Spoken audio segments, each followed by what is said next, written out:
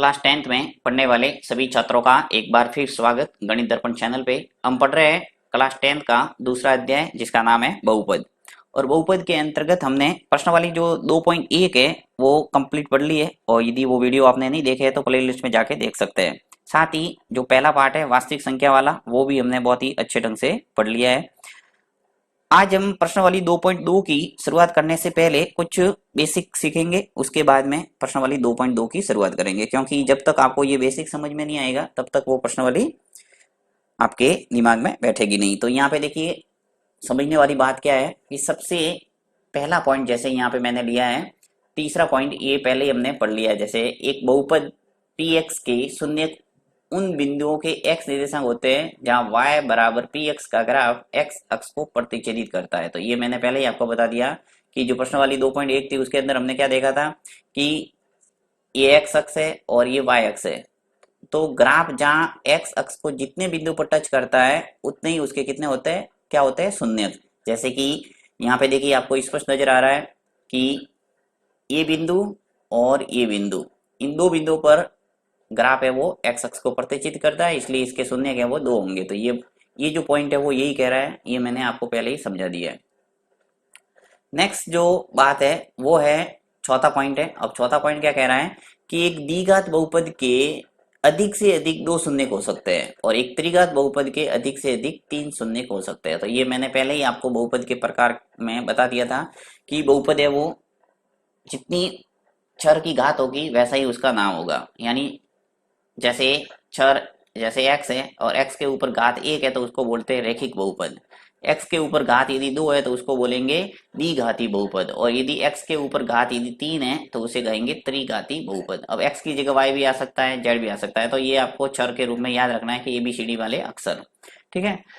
अब आपको ध्यान रखना है कि जो रैखिक बहुपद है उसमें शून्यकों की संख्या 1 होती है, द्विघाती बहुपद है उसमें शून्यकों की संख्या अधिकतम 2 हो सकती है, और त्रिघाती बहुपद में शून्यकों की संख्या है वो 3 हो सकती है। जो ये पॉइंट चौथा है वो यही कह रहा है। तो ये हमने बहुत ही बारीकी से अध्ययन कर लिया था, ठीक है।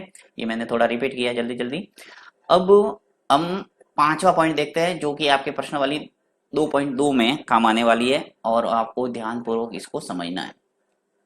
लेता हूं मैं पांचवा पॉइंट। अब पांचवा पॉइंट कह रहा क्या है कि एक द्विघात बहुपद ax² plus bx plus c के शून्यक एल्फा और बीटा हो तो एल्फा प्लस बीटा बराबर होता है माइनस बी बाय ए, और एल्फा बीटा होता है सी बाय ए। अब ये क्या है, देखिए सबसे पहले तो आपको ये बता दूं कि जो ये आपके शब्द आए आपके लिए हो सकते हैं नए हो, एल्फा और बीटा, इसको कहेंगे अल्फा। अल्फा लैटिन भाषा के शब्द है, इसको दिमाग में बिठाना है। और ये जो बी टाइप का है उसको कहेंगे बीटा, ठीक है। तो जब भी शून्य कम मानेंगे किसी प्रश्न के अंदर तो वहां पे अल्फा और बीटा के रूप में मानेंगे। तो एक द्विघात बहुपद के आपको पता है कि शून्य कितने होते हैं, दो होते हैं, तो दो यहाँ पे मान लिया मैंने, एक अल्फा और एक बीटा। तो यदि किसी द्विघात बहुपद के शून्य अल्फा और बीटा है तो अल्फा और बीटा यानी दो शून्य होंगे, उनका जो योग है वो माइनस बी बाय ए होगा। और ये बी, ए और सी है क्या, ये द्विघात बहुपद के चर के गुणांक है। देखिए यहाँ पे मैं एक अलग से एक द्विघात समीकरण लेता हूँ और फिर आपको समझाता हूँ। यहाँ पे मैं एक द्विघात समीकरण ले रहा हूँ।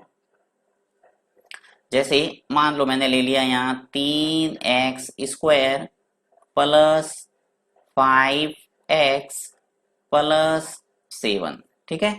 ये मैंने एक द्विघात बहुपद ले लिया। यहाँ पे चर जो x है उसके ऊपर घात 2 है, इसका मतलब ये क्या हो गया, एक द्विघात बहुपद हो गया। अब यहाँ पे x² के आगे जो आपको दिख रहा है ये 3, इसको कहेंगे x² का गुणांक, यानी यहाँ पे 3 है वो a है।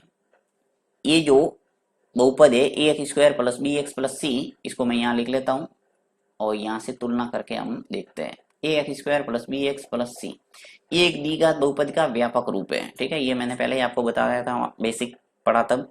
तो ax² plus bx plus c एक व्यापक रूप है, इससे आपको इस बहुपद की तुलना करना है। ऐसे ही आपको प्रश्न के अंदर मिलेंगे आगे, और वहां से आपको तुलना करके बताना है कि ए क्या है, बी क्या है और सी क्या है। तो देखिए यहाँ पे तुलना करके आप स्पष्ट रूप से बता सकते हैं कि x² के आगे क्या है, ए, तो यहाँ पे x² के आगे क्या है, 3, यानी a है वो क्या हो गया 3। इसी प्रकार यहाँ पे x के आगे क्या है b, यहाँ पे x के आगे क्या है 5, तो x स्क्वायर x का गुणांक है वो क्या आ गया 5। और अचर पद यानी सिंगल जो उसके साथ में x नहीं है वो कितना है यहाँ 7।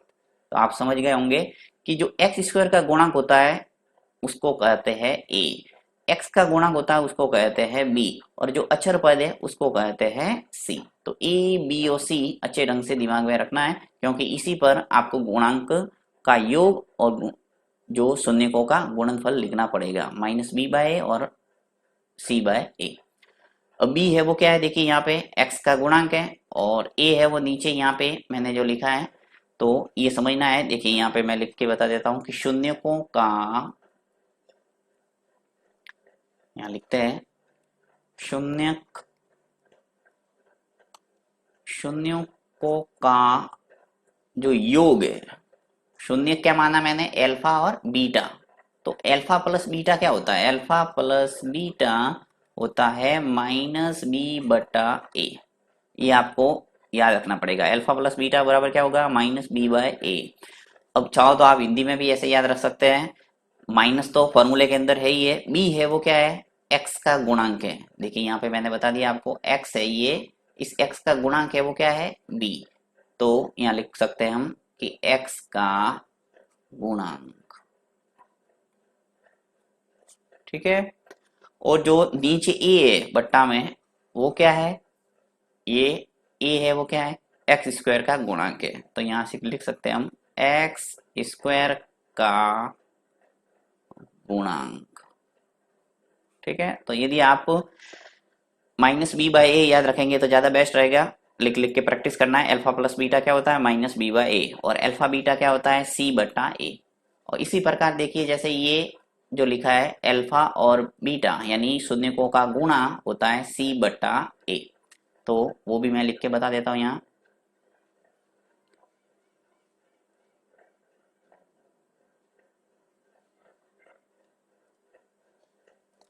अब मैं लिखता हूँ यहाँ पे शून्यकों का गुणा, शून्यकों का गुणा। अब शून्यकों का गुणा होता है अल्फा बीटा, यानी अल्फा का गुणा बीटा से करेंगे तो आएगा c/a, ठीक है। अब c है वो क्या है अचर पद है, अभी मैंने आपको बता दिया कि किसी द्विघात बहुपद में जो चर रहित पद है वो अचर कहलाएगा, तो अचर पद बट्टा ए वही एक्स स्क्वायर का गुणांक, तो यहाँ लिखेंगे एक्स स्क्वायर का गुणांक, ठीक है। तो इस ढंग से आप याद रख सकते हैं कि अल्फा प्लस बीटा होता है -b/a और अल्फा बीटा होता है c/a। इसी का इस्तेमाल हम आगे प्रश्नावली 2.2 में करने वाले हैं। तो बढ़ते हैं प्रश्नावली 2.2 में। यहाँ पे कोई बात आपको समझ में नहीं आए तो कमेंट बॉक्स में आप लिख सकते हैं, मैं आपको वापस वीडियो के माध्यम से समझाने का प्रयास करूंगा। साथ ही आपको कहना चाहूंगा कि आप मैथ्स के अंदर जो भी सीखना चाहते हैं, यानी किसी भी विषय वस्तु से संबंधित आपको कोई बात नहीं आ रही है मैथ्स के अंदर, तो आप कमेंट बॉक्स में लिख सकते हैं, मैं उसका पूरा वीडियो बना के आपको समझाने का प्रयास करूंगा। थैंक्स।